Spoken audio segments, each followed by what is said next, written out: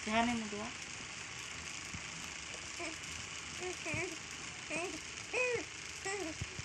Hiling ko to doon.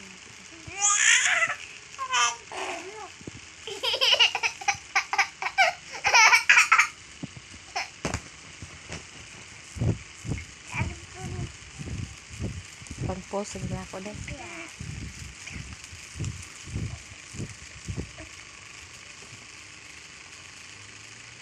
Sabi kuya, play tayo.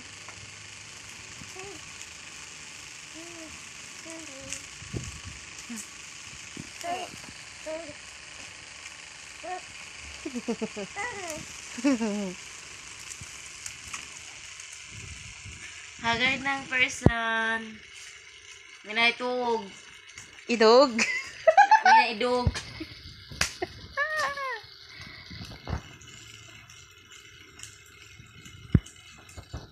Like kayo to, Timmy.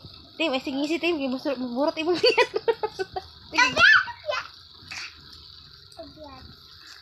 Are you happy, Tim? Na, kapulungan na.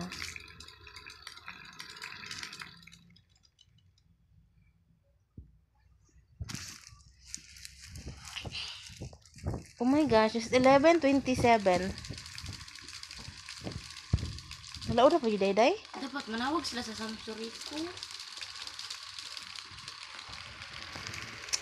Wala man din sila paki, eh. Init bininit tayo sa kalibutan. Lagi mga bata, mga hagal yung dagway. Amay mga bata lang.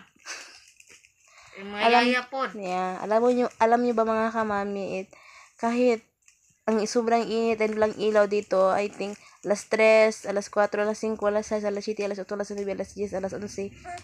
Walang ilaw dito hanggang ngayon. Tapos ang ginawa namin, paypay lang kami ng paypay nito habang natutulog yung dalawa. And then, nagkape na lang kami para hindi kami antukin. Kasi sarap din matulog. Kaya lang hindi pwede kasi kailangan namin magpaypay. Tingnan naman yung paypay o nasira na o sa kakahawak namin. No? Yung nilitsyon namin, hindi pa rin naluto hanggang ngayon. Tobias na. Ando man yung ako mga alaga. Ako na gamas. Ako na.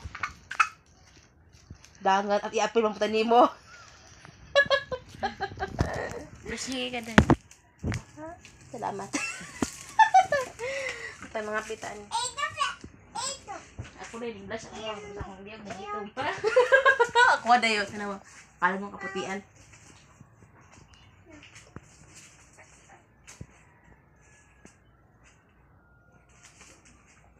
As in mga kamami, ilang hours day, walang ilaw day.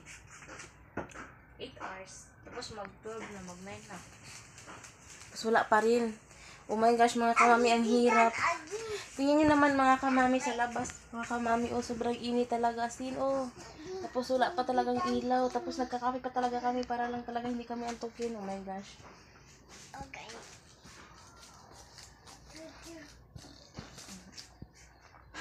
Mami. Oh, hagar na kayo mong dagway, oh. Hala, uday, uy, na kayo itong dagway, doy.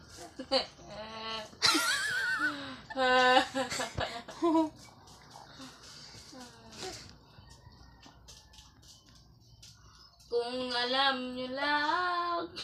Yabag kaya.